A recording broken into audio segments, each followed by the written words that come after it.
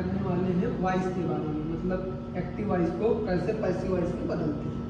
तो इसके लिए आपने पढ़ा होगा कि कितने टेंस हैं। जैसे हम अगर बात करें तो आपके जो टोटल टेंस हैं वो 8 टेंस हैं जिनका आप एक्टिव वॉइस से पैसिव वॉइस बना सकते हैं। लेकिन आपको आज थोड़ा अलग पढ़ना है, थोड़ा जल्दी करना है। जैसे 1 मिनट में 10 से 15 अगर वॉइस करने हो तो कैसे करेंगे, तो आप उनके लिए आपको बस इतना याद रखना है कि अगर कोई भी आपका इंडेफिनिट का टेंस है, चाहे वो आपका प्रेजेंट इंडेफिनिट हो, चाहे वो पास्ट इंडेफिनिट हो, चाहे वो फ्यूचर इंडेफिनिट हो, तो उसको केवल और केवल कॉन्टिन्यूअस में बदल देंगे।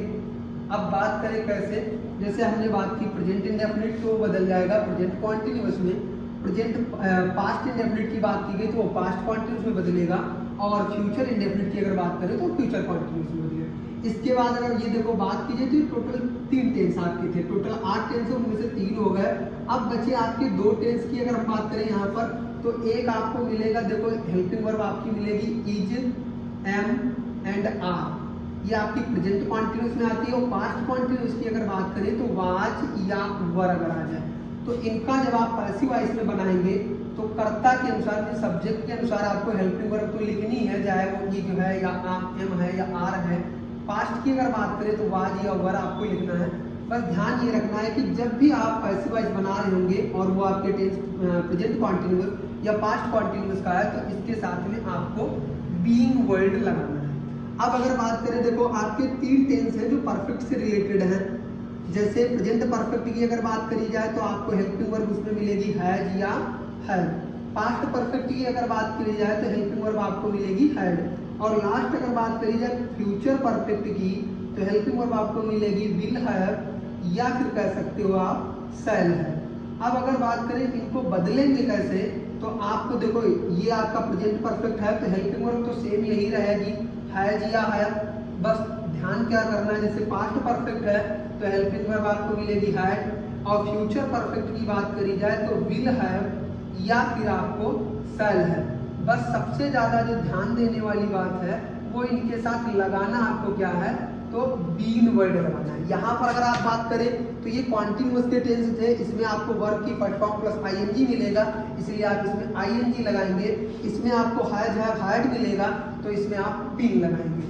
अब अगर कोई भी पूछे इसमें वर्ब कैसी आती है, तो हमेशा क्रिया की थर्ड फॉर्म आती है, आपको ये याद रखना है।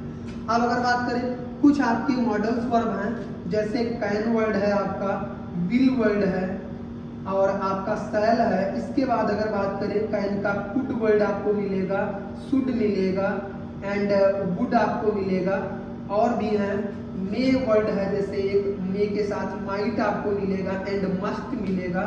देन लास्ट आपके और नीड की अगर बात करी जाए या डेयर की बात करें, लास्ट आपका एक और हो सकता है OUGHT ought to। तो इनके साथ जब भी पैसिव वॉइस बनाने की बात आएगी तो आप बी वर्ड लगाएंगे। अब इनको अगर और भी सरल भाषा में अगर याद करना है तो आप एक परिभाषा ये भी याद रख सकते हैं कि जितने भी आपके टेंस हैं, जितने भी टेंस हैं, इनको इनसे आगे वाले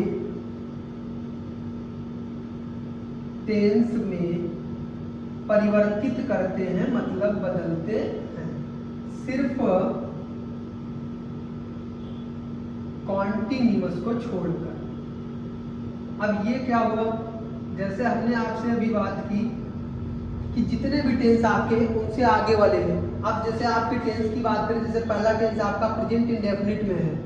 अब प्रेजेंट इंडेफिनिट को अगर आप उससे आगे वाले में बदलोगे तो किस में चला जाएगा, प्रेजेंट कॉन्टिन्यूअस। इसके लिए पूरी सीरीज आपको याद होना चाहिए। अब बात की जाए जैसे प्रेजेंट कॉन्टिन्यूअस, तो कॉन्टिन्यूअस को उसी में रखना है। इसके बाद आपका आएगा देखो प्रेजेंट परफेक्ट, तो प्रेजेंट परफेक्ट के आगे टेंस कौन सा आएगा, प्रेजेंट परफेक्ट कॉन्टिन्यूअस। तो बस थोड़ा ध्यान ये रखना है कि जितने भी आपके टेंस हैं उससे जो जो भी टेंस आगे आ रहे हैं उनमें ही आपको परिवर्तित करते चले जाना है। सिर्फ और सिर्फ कॉन्टिन्यूअस वाले आपके टेंस नहीं बदलेंगे, वो उसी में रह जाएंगे। और इसके बाद जितने भी आपके परफेक्ट कॉन्टिन्यूअस वाले टेंस हैं, परफेक्ट कॉन्टिन्यूअस वाले हैं, ये भी आपके टेंस नहीं बनेंगे। बस